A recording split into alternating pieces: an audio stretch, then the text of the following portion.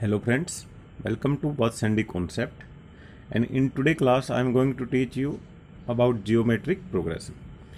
हमने last video में arithmetic progression के बारे में पढ़ा था और उसके रिलेटेड कुछ क्वेश्चन किए थे, और आज हम पढ़ेंगे जियोमेट्रिक प्रोग्रेशन। तो ये जैसे हमने देखा था कि अर्थमेटिक प्रोग्रेशन क्या था कि हमारी जितनी भी टेबल हैं, जितनी भी काउंटिंग, वो सारी हमारी अर्थमेटिक प्रोग्रेशन थी। मतलब जो दो टर्म थी उनके बीच कॉमन डिफरेंस था। तो यहाँ पे क्या है, ये भी एक तरह की प्रोग्रेशन, मतलब एक तरह की सीरीज है। तो यहाँ पे क्या होता है, क्या कॉमन होता है, देखिएगा। जैसे मैं लिखूँ 2, 4, 8, 16, तो इस तरह की जब एक सीरीज में बना रहा हूँ ना, तो इसको हम जीपी बोलते हैं। तो अब देखिए इससे हमें क्या पता लग रहा है कि वहाँ पे मैंने क्या बोला था कि दो टर्म के बीच का डिफरेंस, लेकिन यहाँ पे तो डिफरेंस बढ़ता जा रहा है। तो यहाँ पे क्या होता है कि जब हम मतलब दो टर्म के बीच का रेशो निकालें, 2/4, 8/4, 16/8, मतलब 4/2, 8/4, यहाँ से क्या हो रहा है कि जो नेक्स्ट टर्म है उसको जब हम उससे प्रीवियस टर्म से डिवाइड करते हैं, मतलब एक संख्या को जब उसकी पिछली संख्या से भाग दिया जाए, तो जो जिस पे वो डिवाइड होती है वो सब कॉमन होता है। तो यहाँ पे क्या आ रहा है, कॉमन रेशो। तो कॉमन रेशो क्या है यहाँ पे 2, ठीक है। तो एक ही चीज़ जो डिफरेंट है एपी और जीपी में कि वहाँ पे हम कॉमन डिफरेंस निकालते थे, यहाँ पे रेशो निकालते हैं, ठीक है। तो वहाँ पे जब हम डिफरेंस निकालते थे तो हम क्या करते थे, हर टर्म में वो ऐड करते जाते, a+d, a+2d, a+3d, है ना, क्योंकि वो एक डिफरेंस था। तो डिफरेंस को हमेशा ऐड किया जाता है। यहाँ पे देखिए मैंने जो रेशो निकाला वो कैसे निकाला है, डिवाइड करके। तो नेक्स्ट टर्म के लिए हम क्या करेंगे, मल्टीप्लाई करेंगे। तो क्या होगा, देखिए यहाँ पे पहली टर्म अगर मेरी a है तो दूसरी टर्म क्या होनी चाहिए, मैंने क्या किया, उसमें से टर्म में से डिवाइड किया और वो मेरा एक रेशो आया था। अगर ये मेरा r है, ठीक है, तो a और r को मल्टीप्लाई कर देंगे तो मेरी दूसरी टर्म आ रही है। और तीसरी टर्म कैसे आएगी कि इसने इसको एक बार फिर से r पे डिवाइड किया ना, तो एक r और बढ़ रहा है, तो ar का स्क्वायर, फिर ar की क्यूब। मतलब यहाँ पे क्या हो रहा है, वहां पे हम क्या कर रहे थे,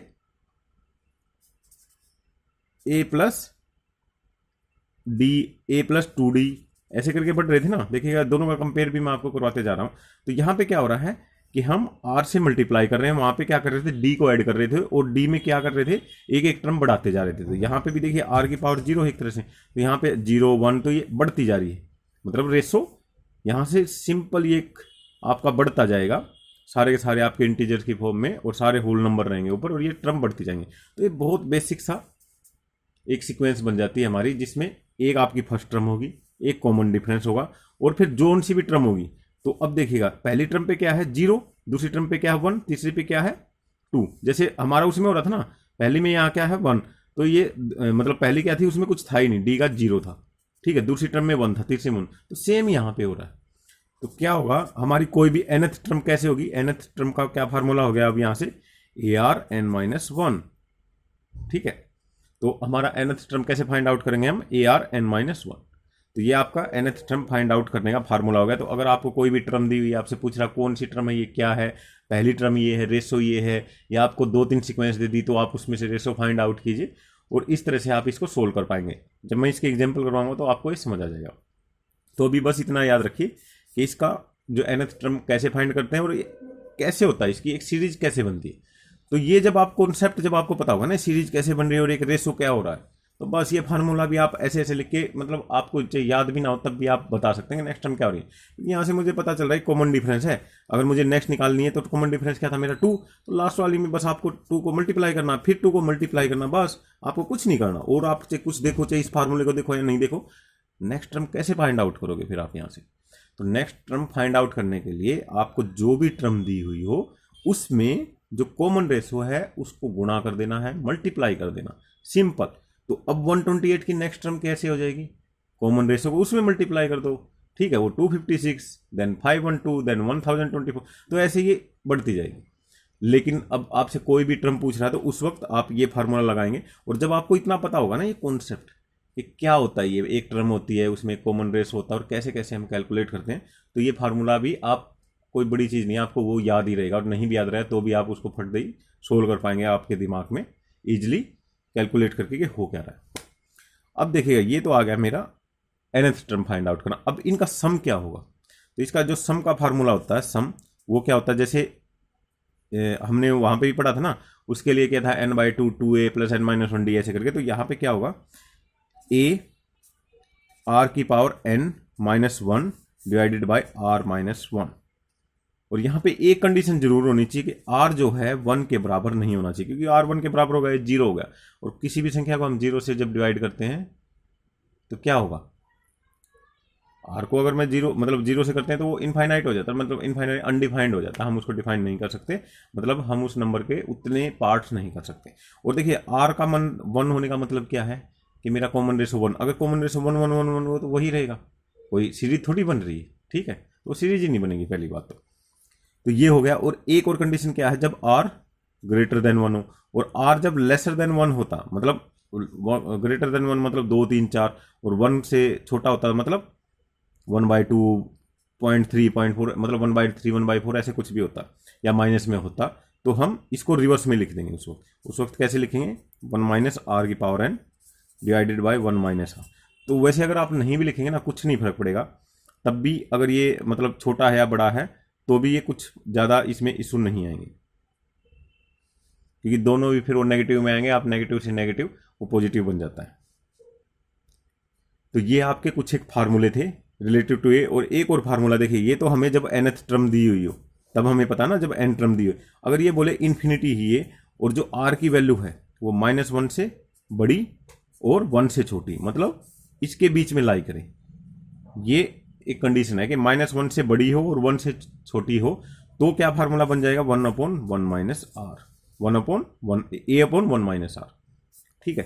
तो ये एक स्पेशल फार्मूला बनता है। मोस्टली क्वेश्चन जैसे इसी पे पूछे जा सकते हैं कि इन्फिनिटी टर्म आपको पूछ ली जाएगी, कुछ एक आपको जीपी दी जाएगी, फिर बोलेंगे कि आपको इसके इनफाइनाइट टर्म का सम बता दीजिए। अब आप इनफाइनाइट को कैसे कैलकुलेट करने बैठोगे, 2 4 हो तो हो सकता है आगे अगर फार्मूला भूल भी गए तो कोई आदमी उसको कैलकुलेट जल्दी जल्दी टर्म फाइंड आउट करके और जोड़ के निकाल भी ले, लेकिन इनफाइनाइट में नहीं निकाल पाओगे ना। तो उसमें ये फार्मूला जरूर याद रख लेना, ठीक है, a/1 - r। लेकिन वहाँ पे एक कंडीशन जरूर होनी चाहिए, r जो है ना वो -1 और 1 के बीच में होल करना चाहिए। चलिए अब इससे रिलेटेड कुछ एक एग्जाम्पल देख लेते हैं।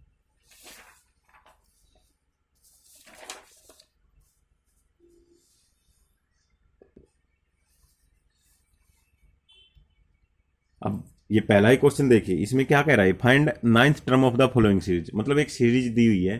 पहले तो हमें ये देखना कि सीरीज है क्या, ये अर्थमेटिक प्रोग्रेशन है या हमारी जीपी है, ठीक है, जरूरी नहीं कि वो आपको बोलेगी एपी है या जीपी।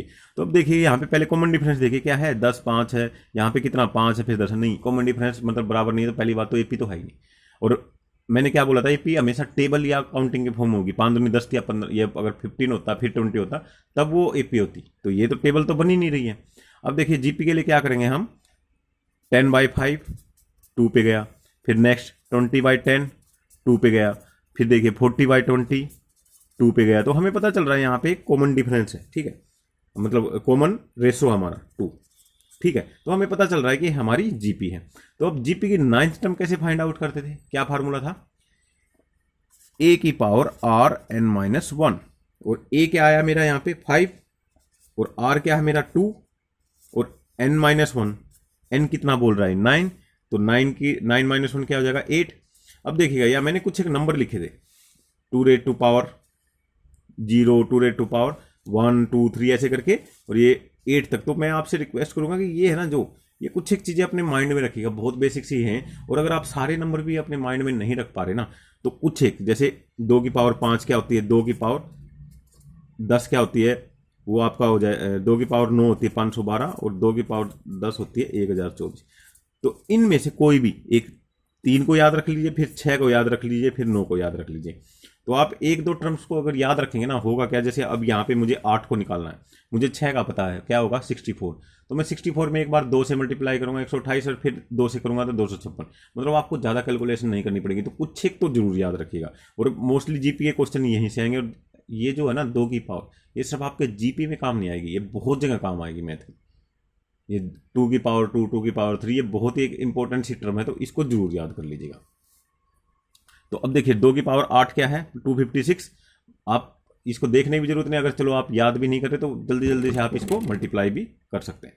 तो ये क्या आ गया मेरा 2 to power 8 256। अब 256 की 5 से मल्टीप्लाई करेंगे कितनी आएगी, मतलब 256 गुणा 5, 5 6 का 30 होता है, 25 पंजा 125, मतलब 1250 में 30 ऐड कर देंगे हम। क्या है कोई, हाँ ये रहा 1280, आ गया आंसर। ठीक है, बहुत एक नॉर्मल सा है, हमें बस देखना ये एपी है जीपी है, आइदर कॉमन डिफरेंस होगा या फिर मतलब कॉमन रेशो होगा, तो हमें पता कर लेना है और फिर उसी हिसाब से उसमें फार्मूला लगा देना है।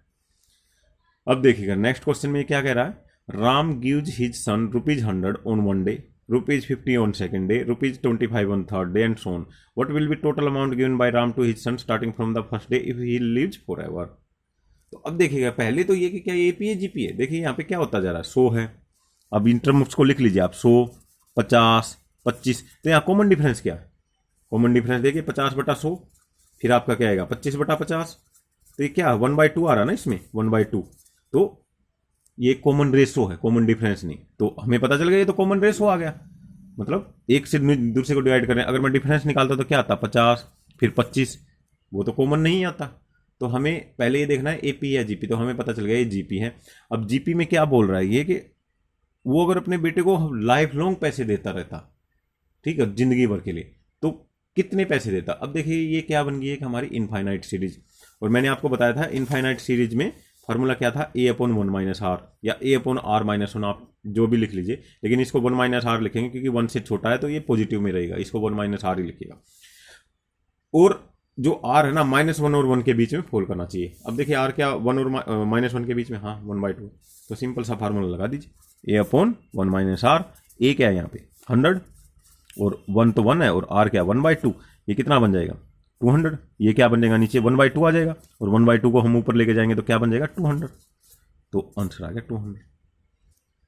बहुत बेसिक। अगर देखिए बाई चांस आपको ये फार्मूला बिल्कुल भी याद नहीं आ रहा ना, कुछ भी याद नहीं आ रहा, फिर भी मैं कॉम्पिटिशन एग्जाम में देखिए आंसर तो दे के आना है, स्कोर तो करना, लेकिन वो भी हमारी गैस कैसे राइट जाए, तो आप देखिए सिंपल सा इसको जोड़ना स्टार्ट कीजिए, 100 फिर 50 25, नेक्स्ट क्या आएगा 12.5, फिर क्या आएगा 6.25, फिर क्या आएगा 3 पॉइंट, इसका क्या बन जाएगा 25 का आप क्या होता है 1.25, फिर क्या हो जाएगा 1.5 और वो हो जाएगा 1.6, ये आपका कुछ इतना सा ही बनेगा, तो फिर ये 0.8, ऐसे करके देखिए बहुत छोटी छोटी संख्याएं बन रही, इनमें से आप पहली 10 को भी जोड़ेंगे ना, देखिए 100 50 150 75 और 12 87, बाद वाली को बेशक मत जोड़िए, 93 और 3 आपके बन जाएंगे ये 96 97, तो ऐसे करके देखिए अब ये पॉइंटों में आ गया, फिर ये 0.4 0.2, तो वो जो 4 रुपये होते होते भी इसको बहुत टाइम है, और फिर इतनी छोटी संख्या बन जाएगी ना ये कि आप उसको लाखों में भी ऐड करोगे ना तो आपका 1 रुपया भी नहीं बन पाएगा।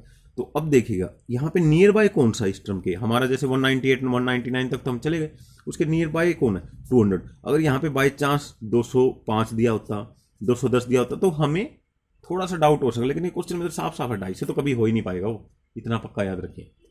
ये 2 मेरे एलिमिनेट हो गए तो ये हो ही नहीं सकते, तो इसलिए जो ये इस तरह के क्वेश्चन होते हैं ना, अगर आप बाई चांस फार्मूला ही भूल गए ना तो एक थोड़ा सा अपना जनरल आइडिया जरूर लगाइएगा कि है क्या ये चीज़, कहना क्या चाह रहा है, ये सिंपल एडिशन ही तो बोल रहा है।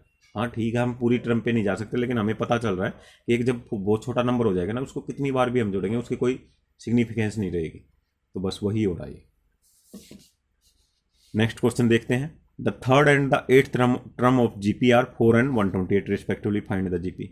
मतलब इसमें हमें साफ साफ बता दिया इसने, पहली बात तो जीपी तो है ही, तो यहाँ पे कॉमन रेशो रहेगा किसी न किसी चीज़ का, और थर्ड एंड 8, तो देखिए हम थर्ड टर्म क्या होती है हमारी AR², वो क्या है 4, और 8 क्या होगी AR7, वो क्या है 128, ठीक है। तो अब ये हमसे पूछ क्या रहा है, जीपी फाइंड आउट करो।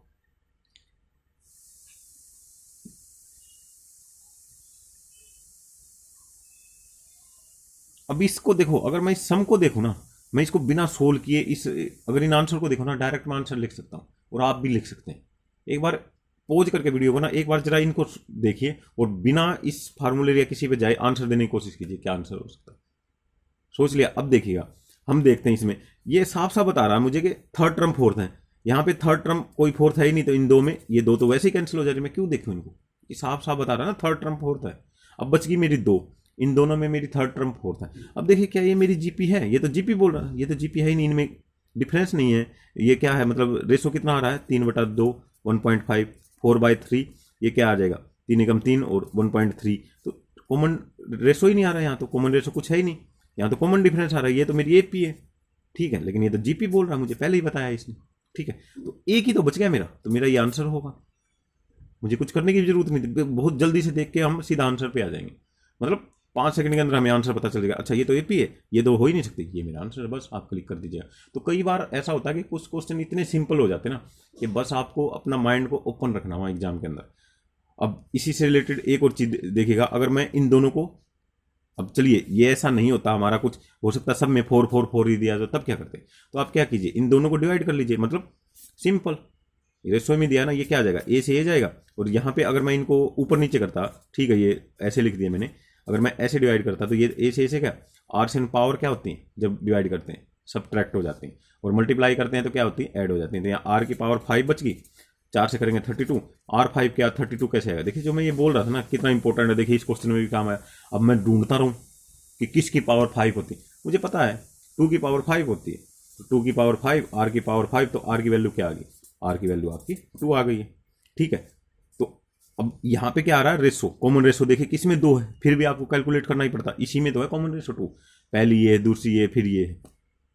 और यहाँ से अगर आप 8th राउंड पे जाएंगे ना, तो ये चौथी है, 5वीं मेरी क्या होगी 16, छठी क्या होगी 32, 7वीं क्या होगी 64, और 8वीं क्या होगी 128। देखिए फिर से पहुंच रहा हूँ मैं वहां पर। तो इसी तरह से आपको इनको सोल्व करना। चलिए ये एपी के क्वेश्चन मैं यहीं खत्म करता हूँ, और संडे को मैं आपके लिए एक वीडियो जरूर अपलोड करूंगा जिसमें मैं आपको नंबर सिस्टम से रिलेटेड कुछ कॉमन क्वेश्चन दूंगा। मतलब उसमें मैं ना तो ये बताऊंगा आपको एपी है ना ये जीपी है, तो मैं आप लोगों से रिक्वेस्ट करूंगा कि उसमें 15-20 में क्वेश्चन जो अपलोड करूंगा तो उनको जरूर ट्राई कीजिएगा, क्योंकि मैथ का एक रूल है कि आपको उसमें प्रैक्टिस जरूर करनी है। आप सिर्फ वीडियो देख के काम नहीं चला सकते, आपको प्रैक्टिस जरूर करनी है, तो प्रैक्टिस मस्ट भी है। मैं अब सिर्फ ये बोलूँगा आप सिर्फ मेरी वीडियो देखने से सब कुछ सीख जाए, नहीं, ऐसा नहीं होता। आपको अपने पेन कापी लेके क्वेश्चन जरूर सोल्व करने पड़ेगा, वही इसका बेसिक रूल है। चलिए हम खत्म करते हैं आज की वीडियो, धन्यवाद।